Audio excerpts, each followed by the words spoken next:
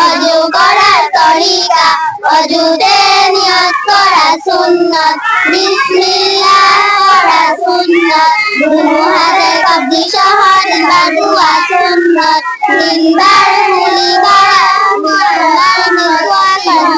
কুলি করা সুন্নাত, তিনবার নাকে পানি দেওয়া সুন্নাত, সমস্ত মুখ তিনবার ধোয়া সুন্নাত, ডান হাতের কনুই সহ তিনবার ধোয়া সুন্নাত, বাম হাতের কনুই সহ তিনবার ধোয়া সুন্নাত, দুই হাতের আঙ্গুলি হেলাল করা সুন্নাত,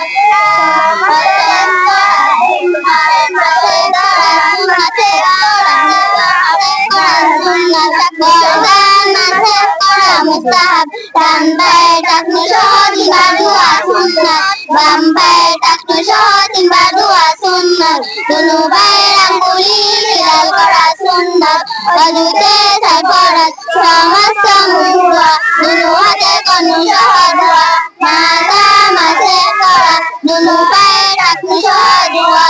ভিতরে তিন ফরজ কুলি করা, নাকে পানি দেওয়া, সমস্ত শরীর দৌত করা, রাস্তা দিয়া কোনো কিছু বাইর হওয়া, মুখ পড়িয়া বমি হওয়া, শরীরের কোনো জায়গা হইতে রক্ত বুঝিতারি বাইর হইয়া গড়ে পড়া, শুধুর সঙ্গে রক্তের ভাগ সমান ভাগ বেশি হওয়া, চিত বা কাত হইয়া হেলান দিয়া ঘুম যাওয়া, পাগল মাতাল অযতন হইলে আমাদের উচ্চ স্বরে হাসিয়ে, আমাদের বাইরে এবং ভিতরে 13 ফরজ, নামাজের বাইরে 7 ফরজ, শরীর পাক কাপড় পাক, নামাজে জায়গা পাক, সতর ঢাকা, কিবলামুখী হওয়া, ওয়াক্ত মতো নামাজ পড়া, নামাজের নিয়ত করা, নামাজের ভিতরে 6 ফরজ, তাকবীরে কালিমা বলা, হইয়া নামাজ পড়া, খাশা রুকু করা, দুই সিজদা করা, আহার নামাজের কারণ 19 মিনিট, নামাজে অশুদ্ধ পড়া, নামাজের ভিতর কথা বলা, কোনো লোকের সালাম দেওয়া,